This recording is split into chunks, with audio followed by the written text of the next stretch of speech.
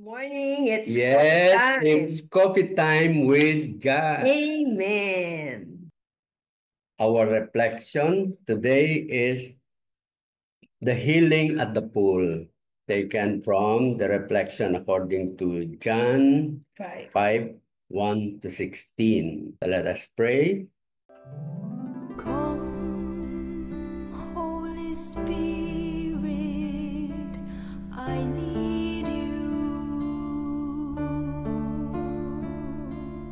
Come, Holy Spirit, I pray.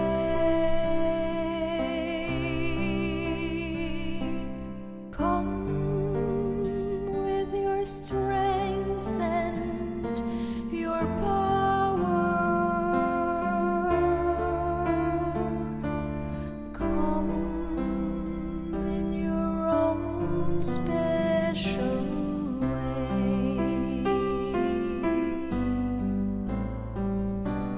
Come like a spring in the desert. Come to the weary of soul.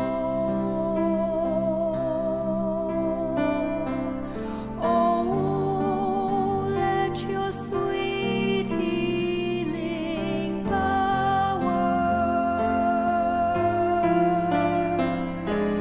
touch me and make me whole. A reading from the Holy Gospel according to John. There was a feast of the Jews, and Jesus went up to Jerusalem. Now there is in Jerusalem at the sheep gate a pool called in Hebrew Bethesda, with 5 porticos. In these lay a large number of ill, blind, lame, and crippled. One man was there who had been ill for 38 years.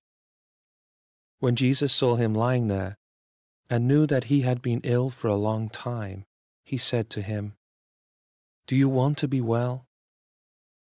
The sick man answered him, "Sir, I have no one to put me into the pool when the water is stirred up. While I am on my way, someone else gets down there before me." Jesus said to him, "Rise, take up your mat and walk." Immediately the man became well, took up his mat, and walked. Now that day was a Sabbath, so the Jews said to the man who was cured, "It is the Sabbath, and it is not lawful for you to carry your mat." He answered them, "The man who made me well told me, 'Take up your mat and walk.'"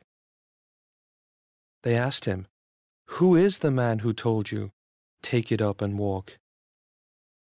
The man who was healed did not know who it was, for Jesus had slipped away, since there was a crowd there.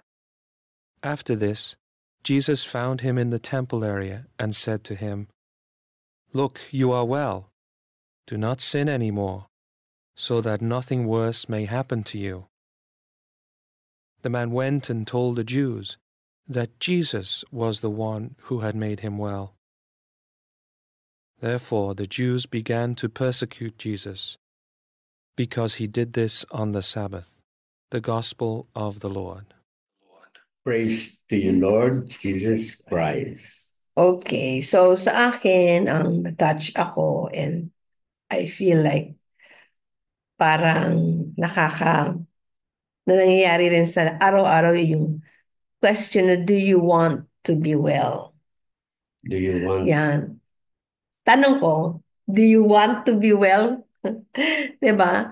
Pag yan, ito dito sa storya na to, no?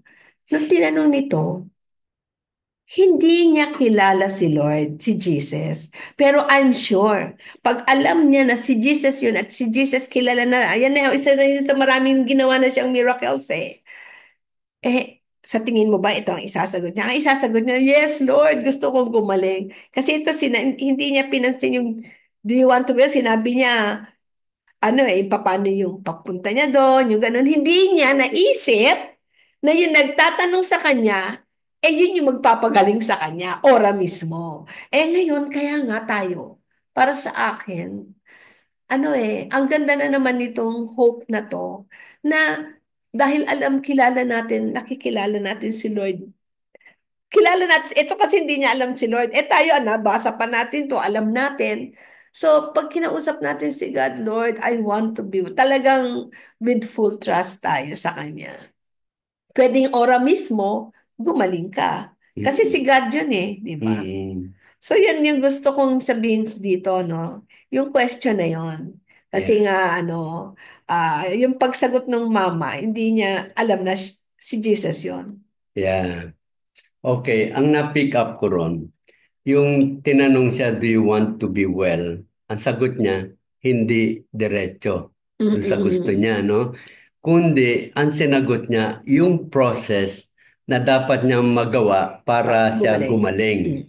So, he did not recognize Jesus. So, yung process ang importante. Kailangan ako makapunta ron sa ilog na yon para ako gumaling, no? So, parang who is important or what is important? Yung process o yung tao na magpapagaling sa'yo? Yan. Okay? Amen. Tama ba yan? Okay. Ang sa akin naman, yung Sabat. Sabat. Parang yung Sabat is something na yun yung time kung kailan ikaw ay magpapahinga. But what does the Sabbath wants to achieve? Di ba? The Sabbath would give life, would give time para i-worship si God. Worship God with good things. Hindi naman talaga, parang sinabi, hindi naman niya yung magpahinga ka lang, wala kang gagawin. But God is giving us time para i-worship siya. Pag worship kay God, that means doing good para ma-promote yung buhay. Diba? Hindi pahirapan yung mga tao. So, parang yun yung medyo yun yung aking nakuha ron. Yung Sabbath is something that yung pagka mali ang pananaw mo ron sa Sabbath na yon, it can actually hinder yung mga magagandang dapat gawin ng tao. Okay. So, yung Sabbath, siguro kung ngayon parang yan yung Sunday. No, yun Di ba? Alam ko yan noon nung malilit pa kami. Hindi ko alam kung alam ng naalala ng mga kapatid ko. Pag Sunday, sasabihin, bawal maglaba. Parang bawal maggumawa ng mga mahihirap. Kaya nga, di ba, walang pasok sa office. Yon. So, pero dito sa storya na to, gustong ipakita dito kasi parang naging literal kay Sabat, walang trabaho, wala kang gagawin. Pero wala kang gagawin, pero nanonood ka naman ng TV, kaya hindi ka nag-iisip tungkol kay God. Pero ibig sabihin pala dito, wala kang gagawin, pero para kay God lang. 'Di ba? Para kay God lang. So anything that you do that is for the Lord is Sabbath. So kahit na may ginagawa ka, kaya yung kay Jesus, pwede natin siya ipagtanggol dito. Kasi yung ginawa nung mama, 'di ba, na nagbuhat siya, si Jesus ang nag-utos noon. Kaso yung rabbi naman, yung mga pari noon, hindi naman nila alam yon, 'di ba? So, hindi natin sila mako-condemn na nagkasala sila during Sabbath kasi unang-una, tungkol kay God yung ginagawa nila, tapos yung nagtrabaho, inutos naman ni God yon. And nagkaroon, ang nakita dito, na dahil sa ginawa nila yun, yung mama nagkaroon ng faith kay God. Diba? So, in short, during that Sabbath day for that month, very holy yon. Kahit sabihin mong nagbuhat siya yung bawal. Kasi ang ginawa niya is yung purpose talaga na-achieve niya yung purpose ng Sabbath day. Ang yata, ang gusto nila persecute doon si Jesus Kasi siya yun. Pagaling siya. Kasi Hindi tinanong. yung tao. Tsaka tinanong, Sino nag-utos sa'yo na buhatin mo yan? Kasi bawal magbuhat eh. Bawal din kasi magbuhat. Eh ngayon, Yeah. may nag-utos eh. Di kaya tinanong nila, sino nag-utos? Yun. Kaya pareho silang may pagkakasala kung sa time na yun na Sabat ang pinag-uusapan. Okay, sige, game. Okay, Sige, so what is the Spirit telling us? sa akin, dalawa yung na-pick up ko, no? Yun nga yung be well, to trust in God, no? Kasi hindi natin malalaman kung paano tayo papagalingin ni God eh. He uses other people. Hindi naman siya pwede mag-appear sa atin. Eh yun nga, nag-appear, hindi rin siya naniwala. Eh tayo pa kaya na hindi natin nakikita. But we have the Bible, 'di ba? Na sinasabi 'yon. So yung trust natin kay God at pag sinabi niyang do you want to get well, eh talagang madaling sabihin na yes kasi doon makikita yung faith natin kay God. Tapos yung isa naman, isang message din na Sunday tayo, di ba? May Sunday tayo. So, tingnan natin, balikan natin. Ano bang ginagawa natin pag Sunday? Yan. Okay. Yan. Ako ang natanggap mo, pareho nung sinabi mo. Kasi yung sabi mo nga, nakapokus siya ron sa proseso kung paano siya gagaling. Hindi niya nakikita na mag-focus ka doon sa nagpapagaling. Yan. So ang message is that focus on the person who has the power to heal us. So ano man yung mga process, hindi yun ang importante. Like halimbawa, sabi, magnubina ka ng 9 days, walang maglakad ka ng paluhod sa ano. But you are doing that because you want to show our Lord that I am really parang seryoso ako sa tanong ko, di ba? So I'm really, may kanya-kanya tayo. Pero ang importante, when you ask God, ang focus ay nandun sa ating Panginoong Jesus because He has the power to heal. At ibang-ibang paraan ang ginagawa niya. Minsan, long distance. Minsan, kailangan niya mahawakan. Minsan, sa salita lang niya. Minsan, yun talagang lahat ay pinagaling niya. There are so many ways that Jesus has done. Pero ang importante, we recognize our Lord who is our divine healer. Kung yung ang gusto mo. But in everything that we ask God, hindi tayo nakanuron sa process. But it is in our focus, our fix, yung mata natin nakafix sa ating Panginoon. Yun sa akin. Alam mo na ano ko yan na-experience ko na rin yan no. Noon, pagka yung sinabi, gusto mong gumaling ka, punta ka sa ganito, tapos talagang hawakan mo yung ganyan, mag-offer ka ng flower. Ang daming process.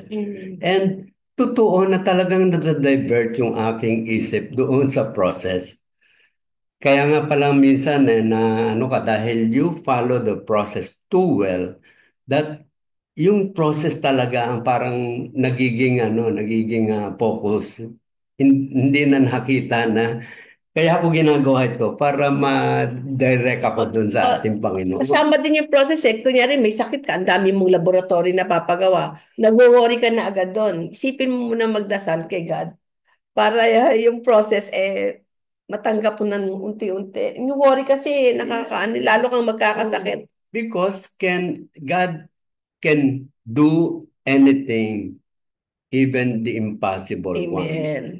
So the process is just something para sa iyo yun eh. Pero sana wag kang ma-divert because of the process. Na nakapokus ka ron sa process, natigil na ron. Parang yan yung nag-prepare kayo sa isang celebration do sa tao na pinaghahandaan mo. Pero lahat naka-process dito, meron ako napanood na gano'n eh. Lahat naka-focus dun sa paghahanda nila. yung tatay na kanilang isa-celebrate, mayroon na pala nararamdaman. Natanong sila, pwede ba tulungan niyo ako rito? Mayroon akong Right. kailangan. Hindi siya pinapansin because they are focused on the process. Amen. Parang ganun yun, di ba? Put our eyes fixed on our Lord Jesus. Amen. Amen. Okay, so good morning again and see you tomorrow in Coffee Time with God.